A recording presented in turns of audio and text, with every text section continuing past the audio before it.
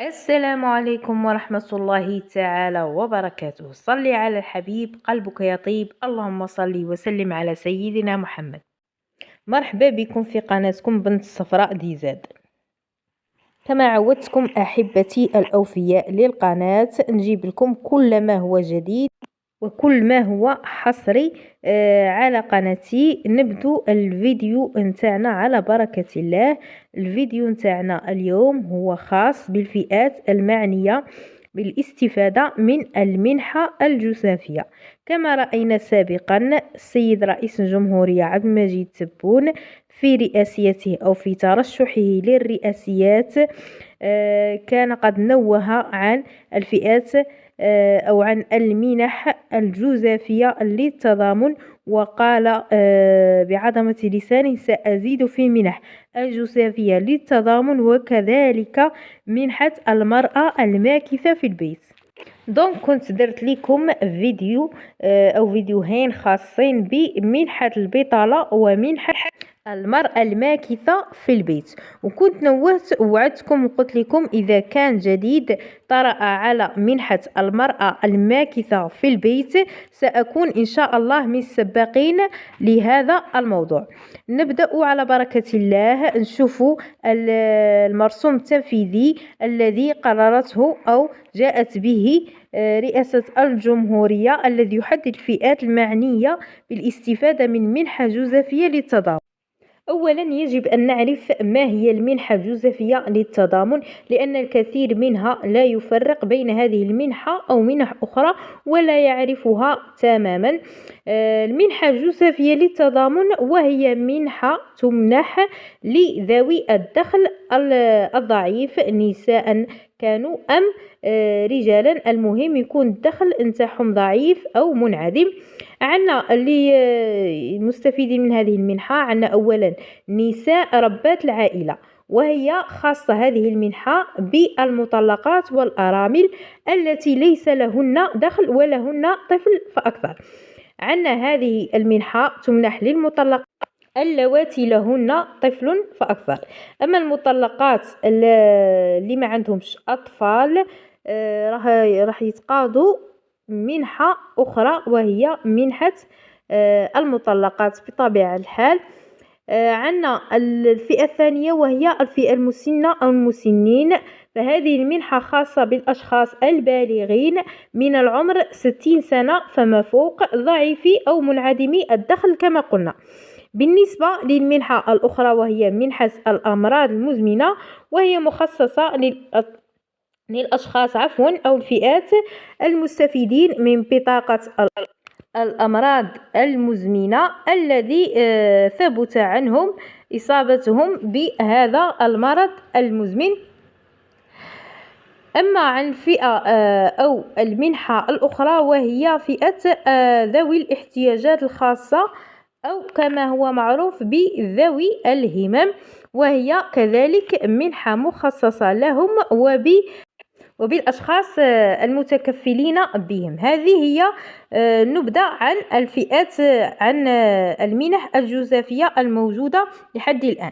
وقبل أن نتطرق إلى هذه المنح الجديدة وأن نعرف قيمة هذه المنح، ننوه إلى الهدف من هذه المنح، والهدف منها هو تحسين ظروف المعيشة للمواطن، وخاصة في ظل تدني القدرة الشرائية للمواطن الجزائري وارتفاع أسعار السلع، بالإضافة للمبلغ المالي المقدم الذي يمكن المستفيد منه من هذه المنحة الجزافية حصوله على بطاقة الشفاء أيضا الرعاية الطبية المجانية. هنا نروح للمنح الجديدة التي تقدر بقيمة 7000 دينار جزائري، وأخرى تقدر ب 12000 دينار جزائري، وهي موجهة للفئات من دون دخل كما قلنا سابقا، وفئة ذوي الاحتياجات الخاصة أو فئة ذوي الهمم. وأخيرا منحة المرأة الماكثة في البيت التي يبحث عنها أغلب النساء الماكثات في البيوت المحرومات أو المقصيات من منحة البطالة أو المنح الجزافية الأخرى.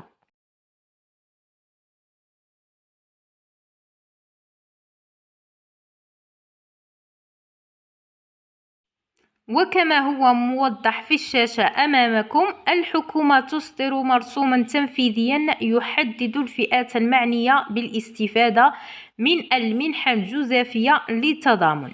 أولا، المنحة الجديدة تقدر بقيمة من 7000 دينار جزائري أو 12,000 دينار، وهي موجهة للفئات من دون دخل. هنا يعني أنها توجد منح تقدر ب7,000 دينار جزائري، ومنح أخرى تقدر ب12,000 دينار جزائري، يعني هذه المنح تختلف في القيمة المقدرة.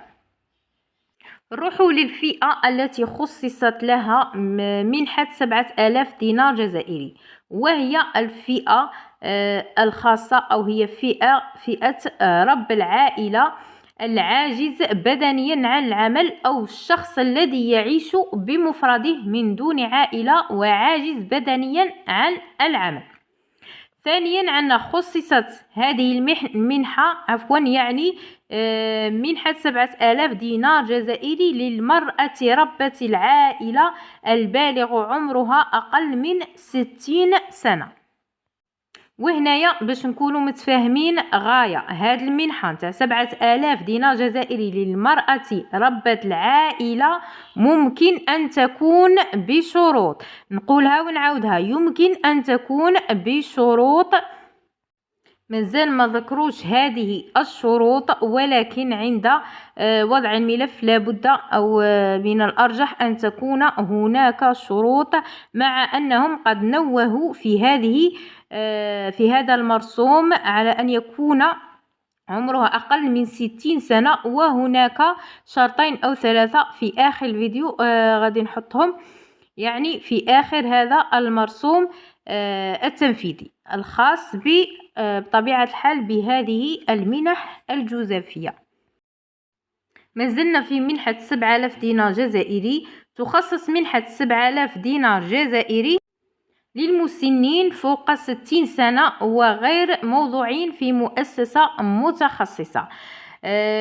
رابعا، تخصص منحة 7,000 دينار جزائري للعاجزين والمصابين بداء عضال، وللبالغين 18 سنة فما فوق ويعانون من مرض مزمن بسبب عجز، أو المتحصلين على بطاقة شخص ذوي الاحتياجات الخاصة. دونك كما رانا نشوفوا هذه المنحة لأصحاب الأمراض أو أصحاب العجز. وهنيئا للمرأة ربة العائلة الماكثة في البيت 7,000 دينار جزائري. نروحوا للفئة الثانية التي تستفيد من منحة 12,000 دينار جزائري، وهي تخصص هذه المنحة منحة 12,000 دينار جزائري للعائلات التي تتكفل بشخص أو عدة أشخاص من ذوي الاحتياجات الخاصة بنسبة 100%، البالغين من العمر 18 سنة فما فوق. وكذلك منحة 12,000 دينار تدفع لكل شخص من ذوي الاحتياجات الخاصة المتكفل به. دونك هذه المنحة نتاع 12,000 دينار جزائري تقريبا مخصصة لذوي الهمم أو ذوي الاحتياجات الخاصة بنسبة 100%، ويكونوا بالغين من العمر 18 سنة فما فوق، أو الأشخاص المتكفلين بأحد من أو بشخص من ذوي الاحتياجات الخاصة. دونك كنا درنا أو عرفنا على هذه المنح، وحددنا المنح التي تستفيد من 7,000 دينار جزائري، والمنح الأخرى التي تستفيد من 12,000 دينار جزائري. وكما نوهت في الفيديو سابقا وقلت راح تكون هناك شروط. الشروط الحالية اللي وضعت مع هذه المنح هي أولا الجنسية الجزائرية والإقامة بالجزائر للمعني أو الزوج بطبيعة الحال من بين شروط الاستفادة من هذه المنحة، يعني تكون جزائري، تكون مقيم بالجزائر، ما يكونش عندك دخل لا انت ولا الزوج نتاعك، يعني هذه من بين شروط الاستفادة من هذه المنح الجديدة في الانتظار لظهور أو لاستكشاف شروط جديدة أخرى، وإن شاء الله ما تكونش تعسفية كما تفاجئنا في منحة البطالة. وإن شاء الله كافة النساء خاصة يتحصلوا على هذه المنحة لسد حاجياتهم اليومية. وهنا نكون وصلنا لنهاية الفيديو. أستودعكم الله الذي لا تضيع ودائعه، والسلام عليكم ورحمة الله تعالى وبركاته.